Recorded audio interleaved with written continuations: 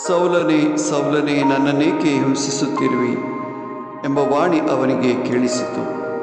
ಆಗ ಅವನು, ಪ್ರಭು ನೀವಾರು ಎಂದನು.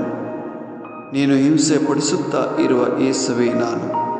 ಪ್ರೇಷಿತರ ಕಾರ್ಯಕ್ರಮ ಅಧ್ಯಾಯ 9 ವಾಕ್ಯ 4-5. ಪ್ರಿಯ ಸ್ನೇಹಿತರೆ, ಸೌಲನೆಂಬ ವ್ಯಕ್ತಿ ಪ್ರಭುವಿನ ಹಿಂಬಾಲಕರನ್ನು ಹಿಂಸಿಸಲು ದಮಸ್ಕದ ದಾರಿಯಲ್ಲಿರುವಾಗ ಪ್ರಭು ಯೇಸು ಅವನಿಗೆ ದರ್ಶನವಿತ್ತು ಈ ರೀತಿ ಹೇಳುತ್ತಾರೆ. ಪ್ರಭು ಯೇಸುವಿನ ಹಿಂಬಾಲಕರನ್ನು ಹಿಂಸಿಸುವುದು, ಪ್ರಭು ಯೇಸುವನ್ನು ಹಿಂಸಿಸುವುದು ಒಂದೇ ಆಗಿದೆ ಎಂಬುದನ್ನು ಆತನಿಗೆ ಅರಿವು ಮೂಡಿಸುತ್ತಾರೆ. ಆಮೇಲೆ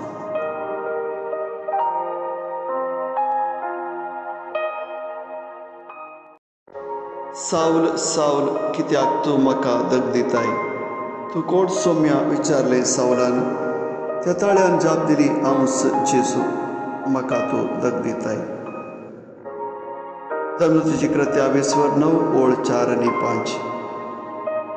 सौम्याच्या पटलावदाराक दग दिवंक सावल दमस्काचे वाटेर आसतना जेजून ताका घोड्या वयलो सकलाक लोटलो आनी आपणाकच दग दिताय म्हणून सांगलें.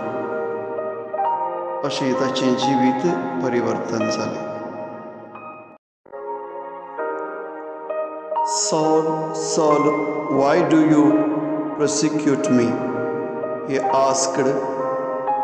Who are you, Lord?